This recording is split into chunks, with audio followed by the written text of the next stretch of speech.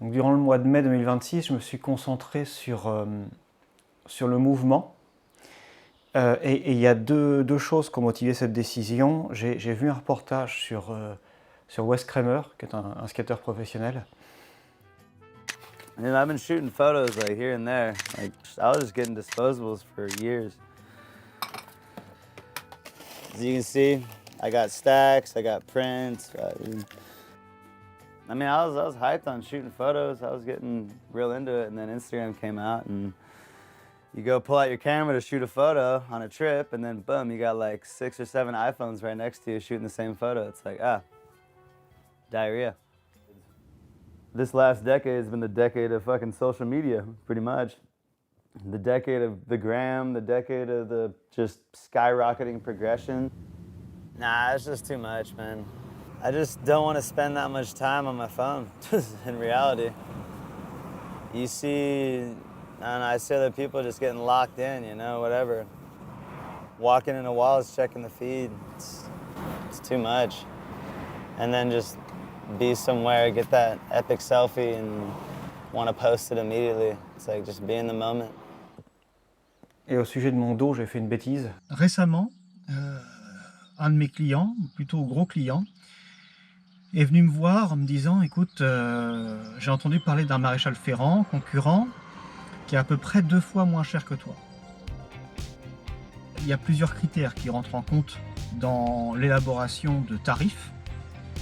Vous avez votre expérience, la rareté de cette expérience, la pénibilité d'un travail, la valeur des matériaux avec lesquels vous travaillez, enfin bref. Et le métier de maréchal Ferrand accumule beaucoup de ces critères. On a un métier qui est difficile, qui demande beaucoup d'expérience, beaucoup de connaissances, et donc c'est un métier qui justifie des tarifs plutôt élevés. Le problème, c'est que les maréchaux ferrands, depuis la nuit des temps, n'ont pas su faire valoir le savoir-faire de leur métier. Moi, j'ai choisi de pratiquer des tarifs honnêtes. Seulement, le problème auquel je suis confronté, c'est que ces tarifs sont beaucoup plus élevés que la concurrence, en règle générale.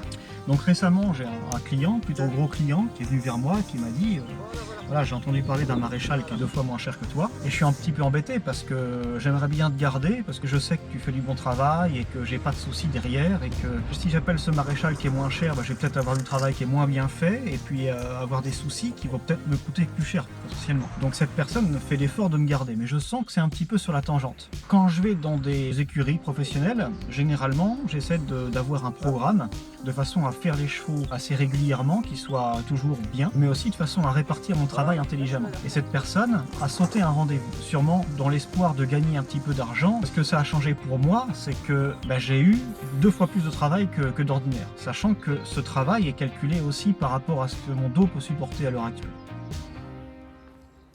De nombreuses fois, je me suis trouvé dans une situation dans laquelle peu importe à quel point j'ai souffert dans le passé, lorsque je vais mieux, c'est à peine si je m'en aperçois. Et donc je ne l'apprécie pas. Et si j'ai un éclair de lucidité et que je me dis « Ah, au fait, j'avais oublié, mais j'ai plus la douleur. » Et pendant que j'avais cette douleur ou ce problème de santé, je rêvais d'être en bonne santé. Je me disais « On n'apprécie pas à quel point on a de la chance quand on est en bonne santé, avant d'être malade. » Et là, voilà que je suis de nouveau en bonne santé et que je ne l'apprécie plus. Et là, vous voyez cette blessure que je me suis fait au dos. Ça faisait 1 an que mon dos allait mieux, mais c'était inespéré. J'avais des problèmes de dos chroniques, j'avais été dans une situation où j'avais mal en permanence. On est arrivé à un point où je sortais plus le week-end, je voyais plus personne, je m'isolais parce que j'avais vraiment besoin de me reposer le dos. Et j'étais dans un état de fatigue qui est une fatigue physique profonde, qui est difficile à décrire. Et c'est ce qui m'a déclenché une dépression. En fait. Je me suis retrouvé obligé de poursuivre un métier qui me détruisait physiquement, mais aussi intérieurement. En 2017, je crois, j'ai eu une hernie discale. Je ne voulais pas y croire au départ, j'ai insisté, puis à un moment, je ne pouvais même plus tenir mon propre poids. Voilà ce que j'ai conclu. Le métier de maréchal ferrant, c'est un métier qui nous oblige à stabiliser le cheval toute la journée. Ce qui fait que notre corps se durcit, en fait, il se transforme en brique et ce qui est rigide, ça plie pas.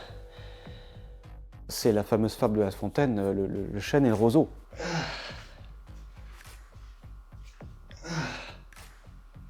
Salut les petits jeunes, nous sommes le 26 mai 2022, 19h21. J'ai une petite sciatique, je viens de m'asseoir et j'ai fait une bêtise parce que quand je me suis relevé, j'étais pas bien. Je vais vous montrer comment je marche, sachant que je n'exagère pas. Voilà, donc là, vous voyez que je dois marcher comme ça. Ah, vous voyez, je suis en appui sur cette jambe-là, complètement de travers, je me mets comme ça, instinctivement, sans trop y penser.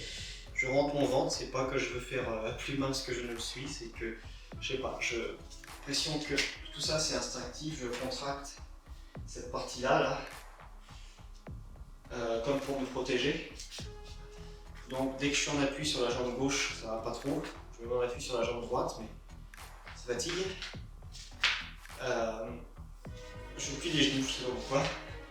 Je sais pas, je veux même en avant, je ne sais pas pourquoi non plus. Donc voilà comment je suis, un vrai petit papy. Voilà. On retourne à 70 ans d'un seul coup. On va venir, donc je fais les allers-retours comme ça, je marche de façon assez soutenue. Je me chauffe un peu les jambes.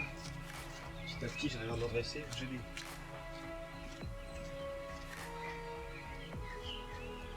des genres de... Je sens le nerf jusque là. Jusqu'en bas de la jambe.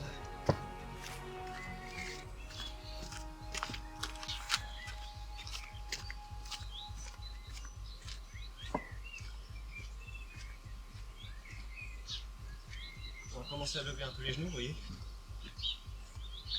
C'est dur, mais bon.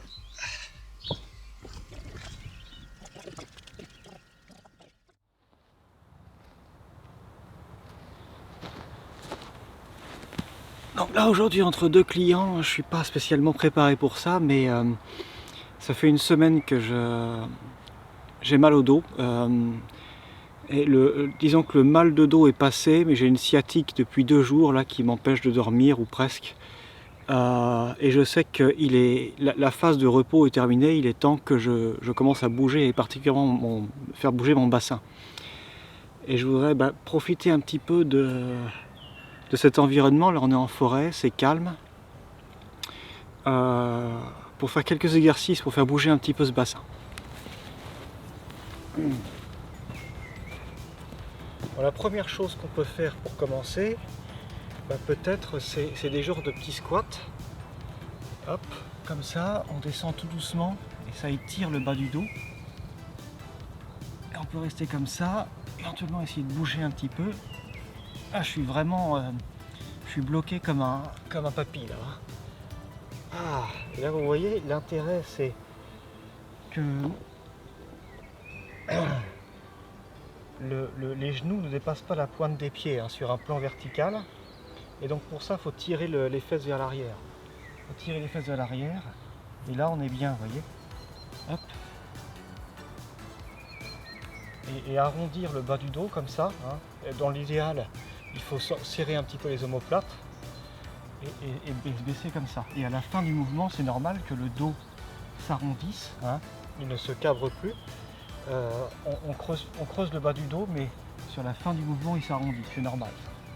Et là, quand on remonte, c'est bien aussi éventuellement de venir bloquer le bassin pour repartir en arrière. Mais ce que j'aime bien faire aussi, c'est non pas me mettre à pied plat comme ça en faisant un squat, mais sur la pointe des pieds. J'aime bien faire ça aussi en début d'entraînement. Je vais mettre ma main là, la main gauche sur le genou droit et la main droite là au niveau de la taille. Et je vais essayer de tirer comme ça, vous voyez. Oh, voilà. Et là on vient faire la même chose. L'idéal ça aurait été d'avoir quelque chose pour me pendre là un petit peu et me laisser tomber. Bon, suffit que je le dise. Là donc on peut faire ça plusieurs fois. Et là je suis pas trop mal. J'ai essayé de le faire hier soir et j'avais beaucoup de mal à descendre. Là ça commençait à tirer un peu trop sur les muscles. Et donc ce que je faisais, c'est que je le faisais, mais soit en me tenant à quelque chose, soit sur la pointe des pieds. C'est plus facile quand même. Mais on a quand même cette mobilité du bassin qui est intéressante. Ce qu'on peut faire aussi, c'est ce genre de choses. Et puis le faire assez vite.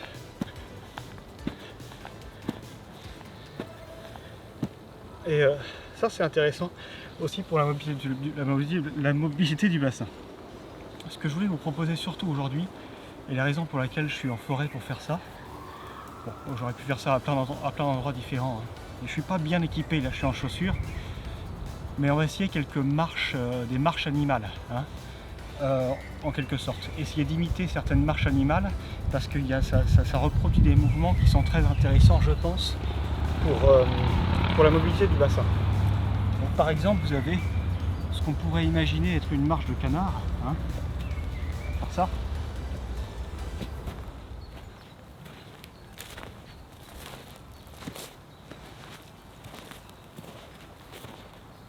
Ensuite, ce qui peut être intéressant, c'est de marcher un petit peu comme un quadrupède. Rien que là, c'est intéressant. Oh. I like to work on the floor for speed and strength. And see, one thing that you really have to be careful about is like your wrist. The wrist is one of the things that probably the weakest part of the link change that we're gonna work out today. So take it easy on the wrist. Let's start with the basic exercises, just putting some weight in our wrist and just going around in 4 legs. It doesn't matter too much the technique now. All you want to is like putting more and more effort into your wrist, right?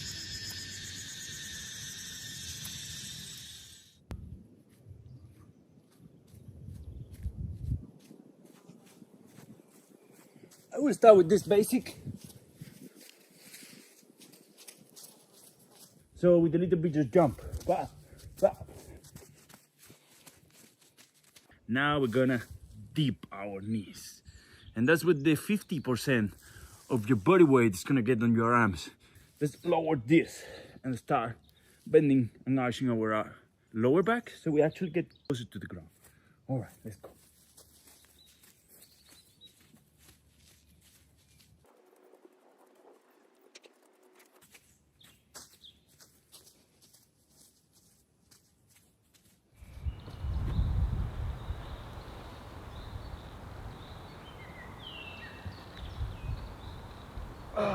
Et ne serait-ce que ça, quand vous êtes vraiment raide, ça peut être intéressant. On a cette flexion comme ça, hein, du bassin. Et ce qui est intéressant, c'est d'avoir aussi la flexion sur les côtés. Et puis comme ça. Hein. Et à cause de la maréchalerie, donc j'ai une obstruction musculaire là, ce qui me cause une sciatique là, depuis 2 jours.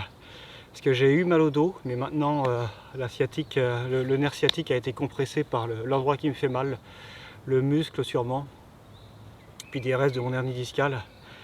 Donc ça m'empêche de dormir et je sais qu'il faut que je bouge, je le sens. Il y a beaucoup d'autres exercices qui sont possibles et que je voudrais partager avec vous, mais là je vais me concentrer sur les plus simples, entre guillemets, parce que comme je vous le disais, je suis bloqué, il faut y aller doucement, il ne faut pas se précipiter.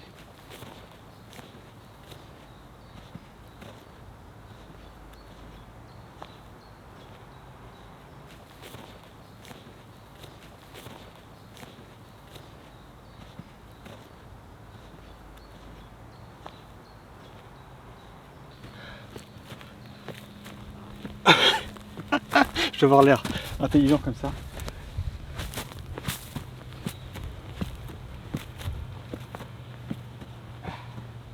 Ce qui peut être intéressant aussi, c'est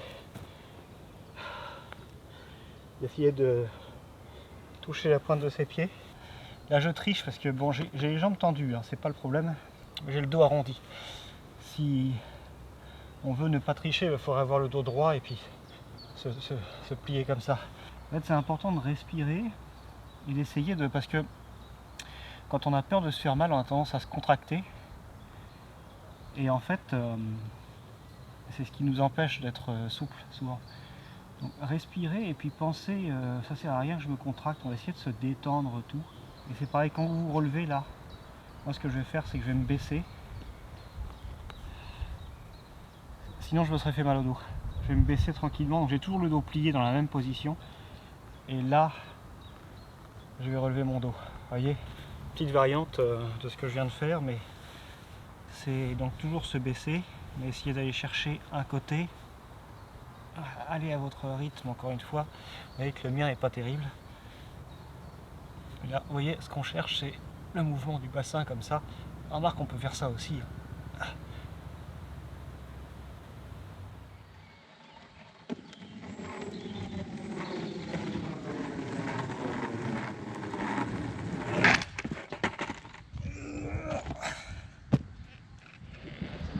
J'ai eu des problèmes de dos, de nouveau. Et donc comme d'habitude, dans un premier temps, il a fallu que je me repose énormément. Et dans un deuxième temps, j'ai senti le besoin de bouger. Donc ce qu'on a commencé à faire, ce que j'ai commencé à faire, c'est du basket.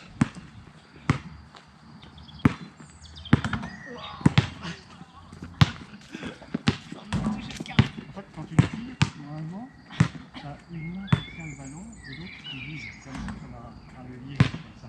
Tu le portes à main droite ou à main gauche. L'idée, c'est d'avoir une main qui guide le ballon vers le panier. Je peux te montrer si tu veux.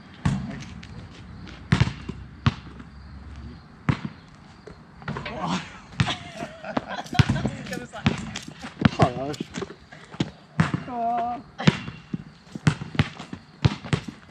Et ce que je voudrais faire un petit peu ce soir, je vais finir ma pipe avant, c'est du skate.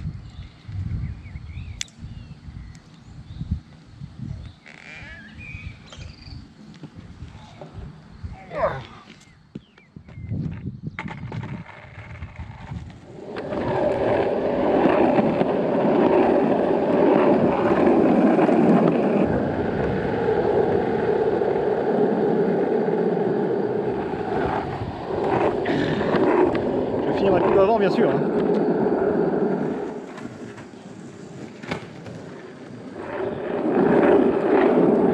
Alors, vous voyez ce que je vais faire pour me réhabituer un petit peu, parce que j'ai pas fait de skate depuis un petit moment. C'est simplement rouler.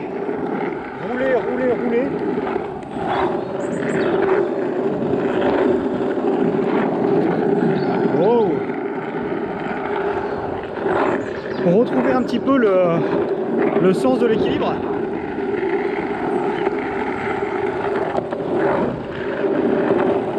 Là j'ai un grand parking. J'ai un grand parking pour m'entraîner. Avec un macadam qui est relativement souple, enfin lisse. C'est pas mal. J'ai un petit peu le truc pour moi là. Attendez, je vais juste me débarrasser de ma veste. Il y a un petit peu de vent ce soir, mais je profite parce que demain il pleut. C'est un peu orageux. Rien de méchant, mais il n'y a personne. Parce que c'est l'heure de manger, c'est l'heure de dîner. Et on est le 1er mai, donc tout le monde est en train de faire des barbecues ou je ne sais quoi. Et du coup, les endroits comme ça, c'est complètement désert. Là, je suis peinard.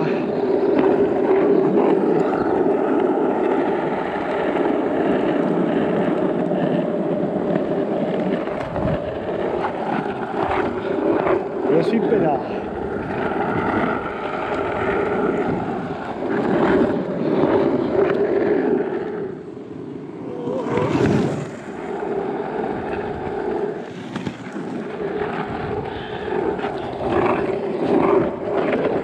Alors, je voulais tenter un ollie, mais je me sens pas assez Je sens mes chevilles encore fragiles. J'ai pas bougé pendant des années, pas assez.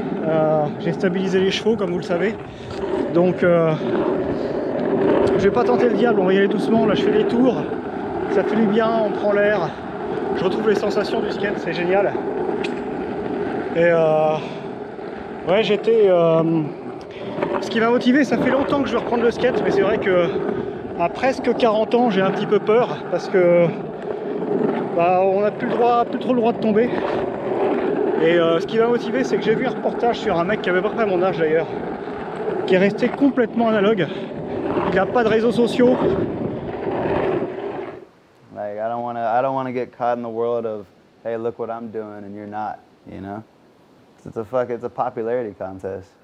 Et ça m'a remotivé parce que je me suis dit, en regardant le reportage, je me suis dit, j'ai passé 20 ans de ma vie en analogue et 20 ans, pas en digital, mais avec beaucoup de digital.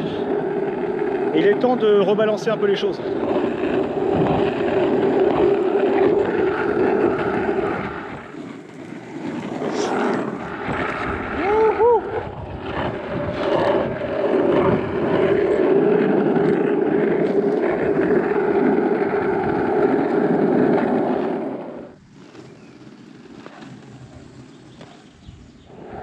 Et moi je suis quelqu'un qui a grandi en ville, j'ai grandi avec le basket et le skate.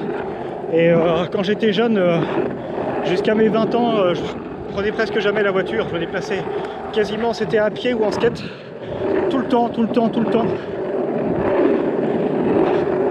Et pour moi c'est juste...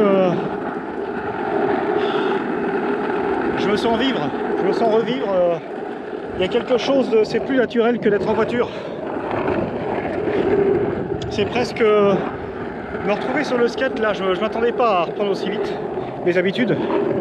C'est presque aussi naturel que de marcher, ce qui est devenu moins naturel, bizarrement. J'ai vécu longtemps à la campagne, donc le problème de la campagne c'est que c'est bien, hein, on est dans la nature, il n'y a pas de bruit, tout va bien. On entend les petits oiseaux le matin. Mais le moindre commerce, la moindre boulangerie, quoi que ce soit, quand elle est à 10 minutes de route, on prend la voiture pour tout et on marche plus. L'excuse de oh, j'ai de la nature pour marcher le week-end pour faire des randos, le week-end on fait autre chose, on va en ville pourquoi pas pour voir des copains ou je ne sais quoi, et on se retrouve à pas passer de temps dans la campagne.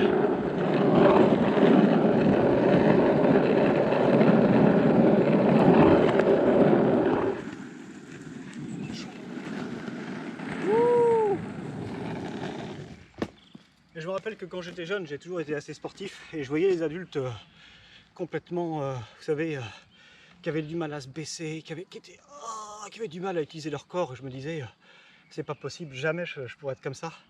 Et en fait, je suis devenu comme ça à cause de mon métier, mais aussi un petit peu par ma faute parce que j'ai pas fait l'effort à côté du métier d'aller bouger un petit peu, bouger ce corps et faire bouger les fascias, faire bouger les muscles, faire bouger les os, tout, là, le mouvement c'est la vie.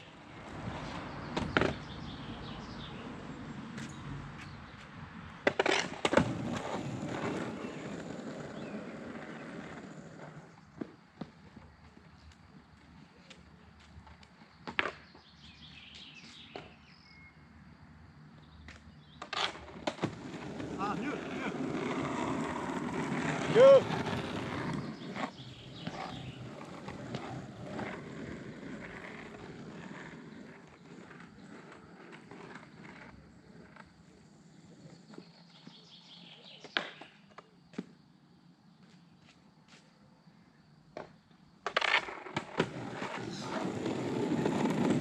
C'est le placement du pied qui va pas. Ça c'est vachement bien pour l'équilibre des chevilles.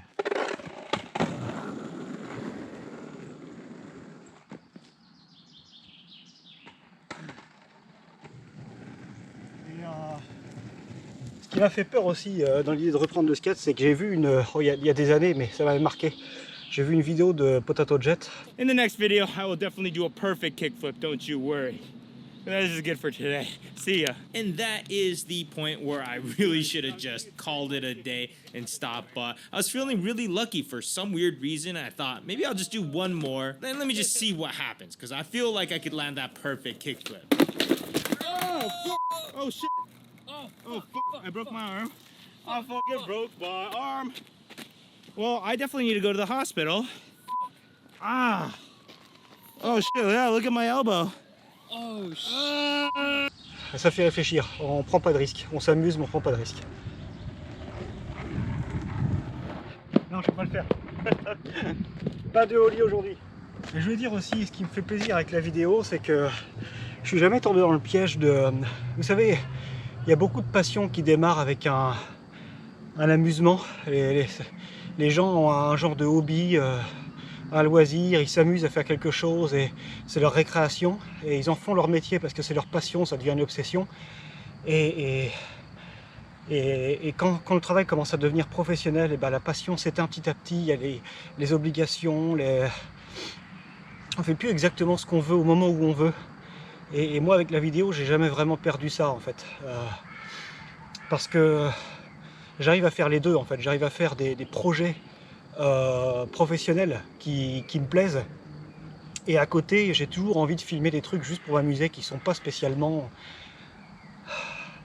bien faits. C'est brut, c'est nature.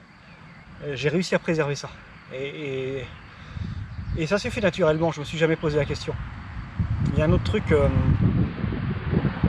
une astuce en fait pour pas, parce que quand on fait une vidéo dont on est vraiment fier, on se dit bon bah ok, maintenant que j'ai atteint ce cap, il faut que la vidéo suivante soit encore mieux. Et moi je pense que c'est pas une bonne idée ça. Je dirais qu'il faut faire exactement le contraire en fait. Quand on vient de faire une bonne vidéo, pour s'enlever le stress de il faut que je fasse toujours mieux pour progresser, il faut faire une pause, reculer pour mieux sauter. Et donc l'idée, je dis pas que c'est une bonne idée, mais c'est mon idée, c'est de faire une vidéo vraiment simple, vraiment s'éclater et pas penser à faire forcément une bonne vidéo, mais une vidéo simplement qui nous amuse. Une ou deux ou trois. Et puis après, on revient dans cette idée de faire une vidéo bien complexe et bien construite et qui nous pousse à faire mieux.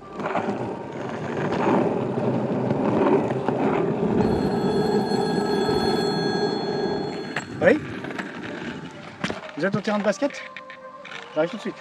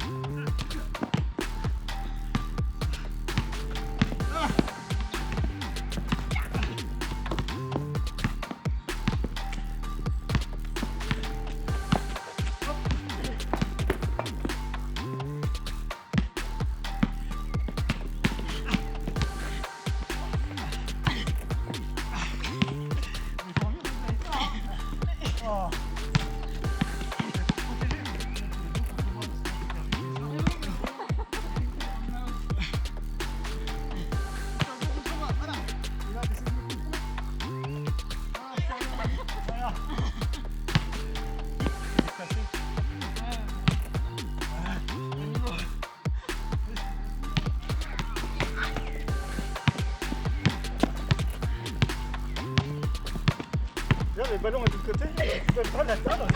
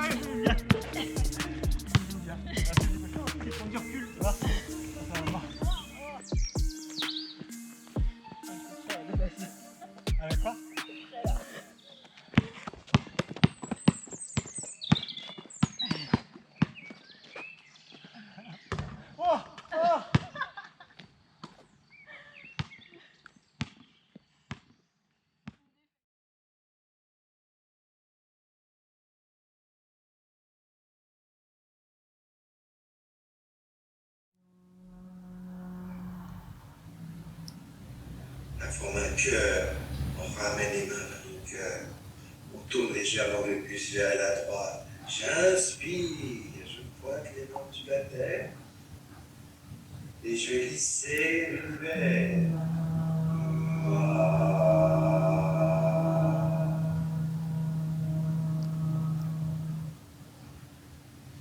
Les mains forment une boucle, on revient vers l'avant. Doucement, on tourne légèrement le buste vers la gauche. Inspire, j'élève le souffle par là au-dessus de la tête.